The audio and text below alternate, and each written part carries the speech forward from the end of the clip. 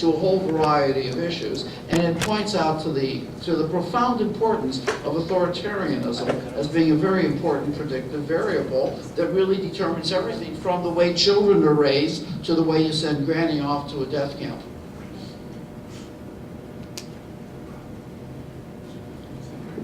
I came up here wanting to ask about what do you do about it, which I hadn't heard a little too much of until I've been up here for a little while.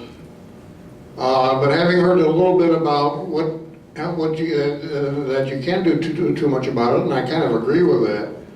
Not very quickly anyway. I'd like to offer a few suggestions as to how you do not make it worse. Now, I've been around right-wing populists for over 30 years. I think I have a pretty good idea of what to expect and not expect among right-wing populists. I haven't really been around Tea Party per se that much. I'm drawing on other experience where the Tea Party people come from. And I think a lot of them would find this presentation very patronizing, to say the least, and offensive.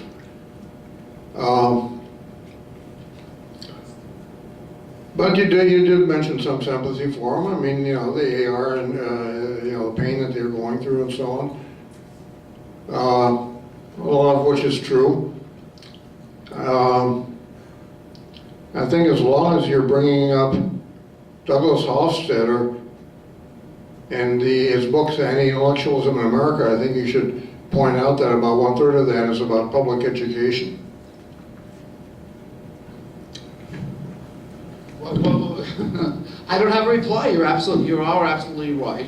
The intent is not an attempt to be patronizing. And Well, it'll be taken that way. I'm just saying it'll be taken that way. But it is an attempt to understand a number of the issues that I've already covered. In other words, that we have to understand them in terms of articulating what in fact is pointed out. This was not Naomi Wolf and Naomi Klein. They're not, they're on our side. They are the ones who are most vocal about the pain that's going on because of these economic changes that I'll speak at least for myself. There's an awful lot of people, especially I would say on the academic sort of left, that are themselves not experiencing these kinds of pains. The people that are suffering those kinds of pains are the adjuncts. That's the foundation of every conspiracy theory, that they want to keep people fighting among themselves. But when I read the announcement for this presentation here tonight, I had to think, people have enough tendency to fight among themselves as it is. I think that's, I can say that about both the left and the right. Well, the left has a long history of forming circular firing squads. Well, yeah. If you just go back to the classical conflict that was going on in Germany between the communists and the socialists, they were more opposed to each other than joining together to defeat Hitler when they could have. Lauren, this gentleman's going to be our last question from the floor or comment, so this will be it, then we're going to wrap it up. Okay, I'm going to try to keep this real quick. I guess my question is, or my comment is, I want to make a contrast between the left wing and the right wing. And I'll try to get to the point. So anyway, my question is, why is it so much easier for the right-wing populists to kind of resonate with everybody? Why is it so much easier for them to make such noise? I understand that if the threat of violence by the right wing is treated so much differently if it's by the left wing, because the right wing comes in with guns and their intentions could get, people could get killed, whereas people on the left are treated as their threat of violence doesn't go beyond vandalism. Nobody's going to get hurt. Nobody takes the left-wing violence seriously so much as the right-wing. So, and again, I just would like you to make this contrast. And the other contrast also between the left-wing populism and the right-wing is the right-wing kind of resonate with what I would call American values. Yes. Why is it so much easy for the right-wing to manufacture their own values and pass it on as American values? Why is it an American to fight, to fend for yourself, make money, and have material possession? That's an American value, whereas feeling compassionate for your neighbor and everybody else, this is a totally alien concept.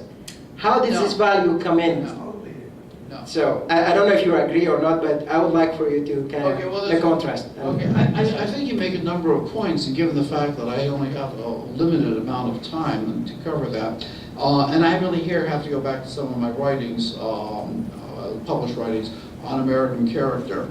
And I think the first thing is that the tremendous change that has taken place in the media landscape over the last 40 years, especially with not so much Fox News, which is the vilest thing, but the extent to which even mainstream news, whatever else we'll say about Chomsky, he is right, that you know, that these people get a lot more attention. Now, we do have to go back to one of the fact that, not the origin, but the precipitant. May we have your attention, please? No, the time you is now can't. 4:30. The library will close in 30 minutes.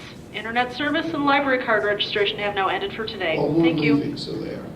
Anyhow, but certain aspects of American character have been that much of that resonates with traditional American character, and now it's being increasingly fed by the corporations and by a lot of and the Republicans made a bargain with the devil back in, if not 68, surely in 1980 with Reagan, of needing these various groups in order to get elected, but having gotten elected, have to engage in certain kinds of policies, such as the attempt to overturn Roe v. Wade, the attempt to believe that there was 3 teenagers in America that would pledge abstinence for more than the 9 months they were in the programs and things like that. Now, in terms of the other side being alien, in the larger way, I think one has to look at these things dialectically. And of course, every Marxist Freudian looks at things dialectically, or there wouldn't be Marxist Freudians or Freudian Marxists.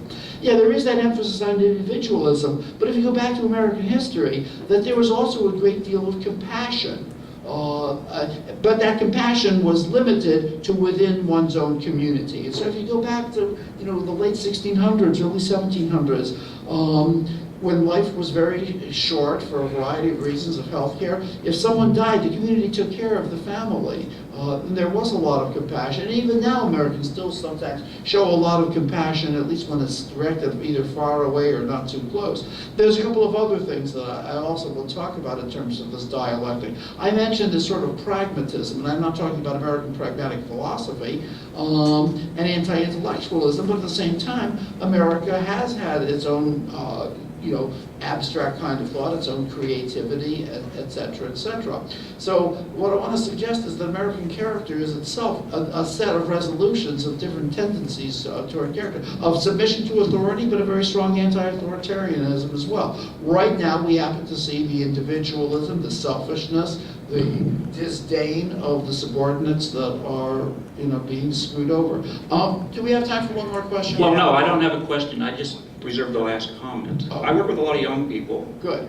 And despite the validity of psychoanalysis, it died with the young people when Prozac came out. And we're not going to recruit young people with psychoanalysis. We have to go somewhere else.